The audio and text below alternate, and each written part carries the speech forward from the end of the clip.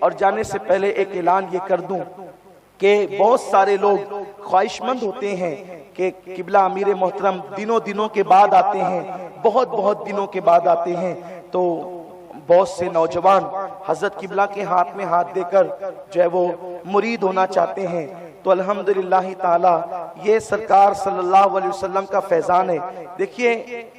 یہ ہمارے اجتماع کی رسم نہیں ہے کہ ہم پیری مریدی کا اعلان کریں، لیکن بات یوں ہے کہ کسی مومن کو کوئی مومن اگر اچھا مشورہ دے تو اللہ تعالیٰ اسے 100 حج اور 100 عمرے کا ثواب عطا کرتا ہے۔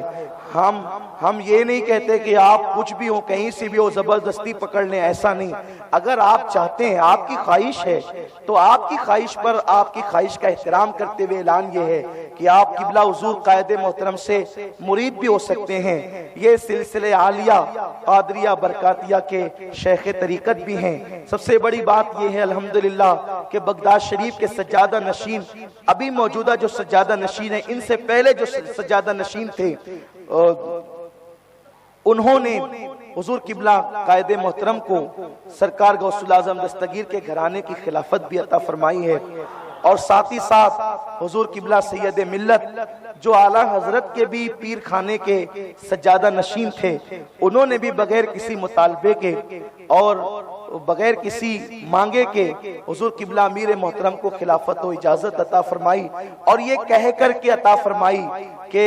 یہ اس بات کے حقدار ہیں کہ انہیں خلافت و اجازت دی جائے۔ ہماری نظریں تو ایسی نہیں کہ ہم کسی ذات کو دیکھ لیں، لیکن ہم جن کو بزرگ مانتے ہیں اگر وہ یہ کہہ دے تو یہ سند کا درجہ یہ بات رکھتی ہے، اور یہ بہت بڑی بات ہے، اور یہ سعادت بزور بازو نیست، یہ سعادت جو ہے وہ بازوؤں کے ذریعے سے حاصل نہیں کی جا سکتی۔ اللہ اس کے رسول کا خاص کرم جن لوگوں پر ہوتا ہے وہ اس طرح کرتے ہیں، اور ہمیں اجازت بھی نہیں، ہم بہت پابند ہوتے ہیں ان سب باتوں کے حوالے سے، ہمیں بہت تنہائیوں کے اندر منع کیا جاتا ہے کہ اس طرح کی باتیں نہ ہو، لیکن تحدیث نعمت کے لیے اب شکر بندہ نہ کرے گا تو کہاں کرے گا، اور اللہ کا شکر ادا کرنا واجب ہے۔ الحمدللہ ہم نے اپنی آنکھوں سے دیکھا ہے مدینہ طیبہ کے اندر لاکھوں لوگ ہوتے ہیں، بڑے بڑے علماء مشائخ، اور